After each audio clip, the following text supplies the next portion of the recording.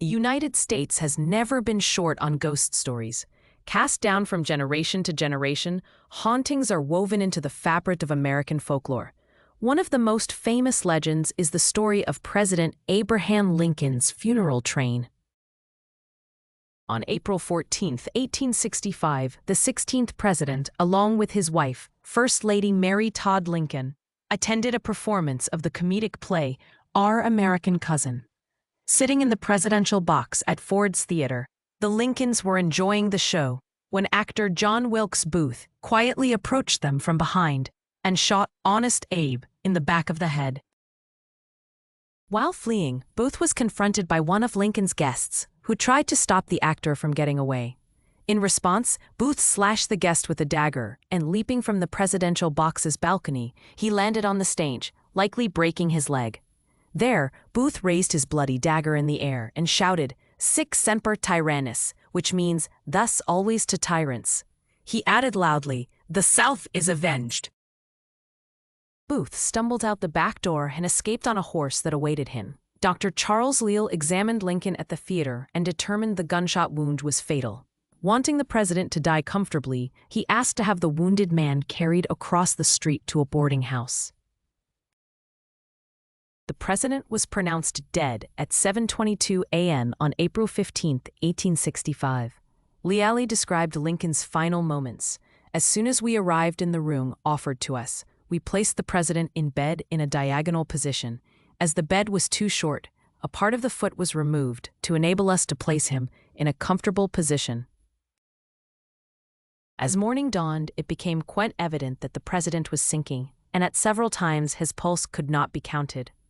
While we were anxiously watching in profound, solemn silence, the Reverend Dr. Gurley said, "Let us pray," and offered a most impressive prayer, after which we witnessed the last struggle between life and death. After a 12-day manhunt, federal troops eventually cornered Booth in a barn. He refused to surrender and was shot, dying later that day.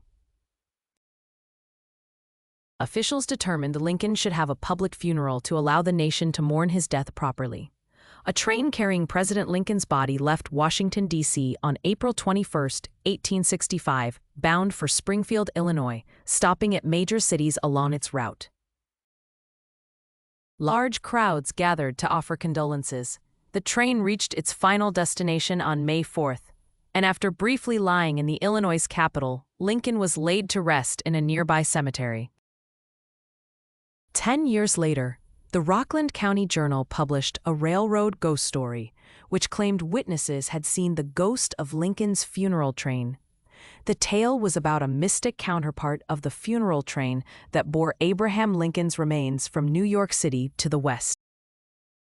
The actual and substantial train passed over the road on a certain day in April 1865. The car that contained the president's remains was heavily draped, I believe.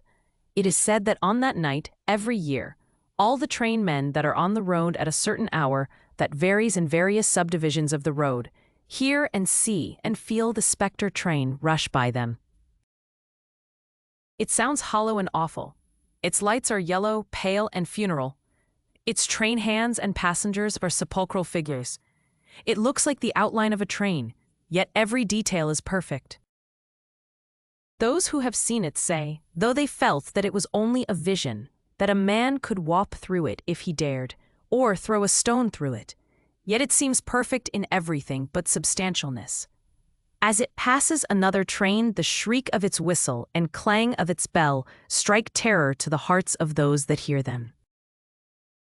The Association of American Railroads also claims Lincoln's funeral train is still seen traveling the sad 1,654-mile route it took in 1865.